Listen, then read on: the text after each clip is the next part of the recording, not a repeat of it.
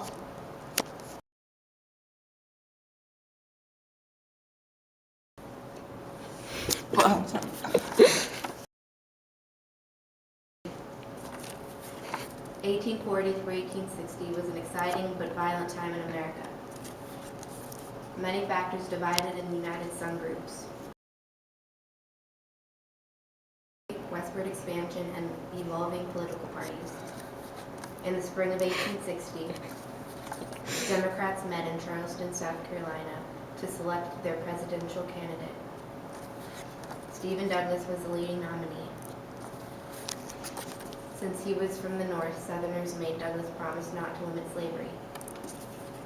Then, Senator George Pugh from Ohio refused to force Douglas to accept the promise. Many delegates from the Deep South walked out and ended the convention without a nominee. 2 months later, Democrats met in Baltimore to find another nominee. North and South delegates still couldn't find a nominee. The two groups separated and elected their own candidate. Northerners chose Stephen Douglas. Southerners chose John C. Breckinridge. John was Buchanan's vice president from Kentucky. Democrats followed Douglas's Freeport Doctrine, which accepted the decision of the Supreme Court. Party members from the South refused to allow Congress to prevent citizens from settling in any territory with their slave property. A third party was created, and it was called the Constitutional Union Party.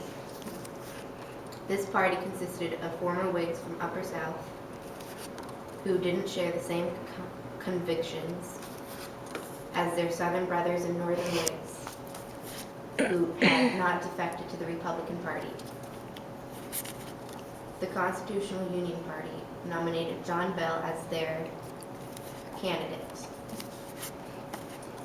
Republicans drafted a platform they thought was favorable to all classes in North and Western states. They proposed a homestead law providing free land for settlers and introduced a high tariff to assist manufacturers. Republicans thought that slavery was bad. Republicans eventually agreed on a platform, but had difficulty selecting a candidate. Senator William Seward arrived at the Chicago Convention as the best contender for nomination, but many members turned their heads to Abraham Lincoln.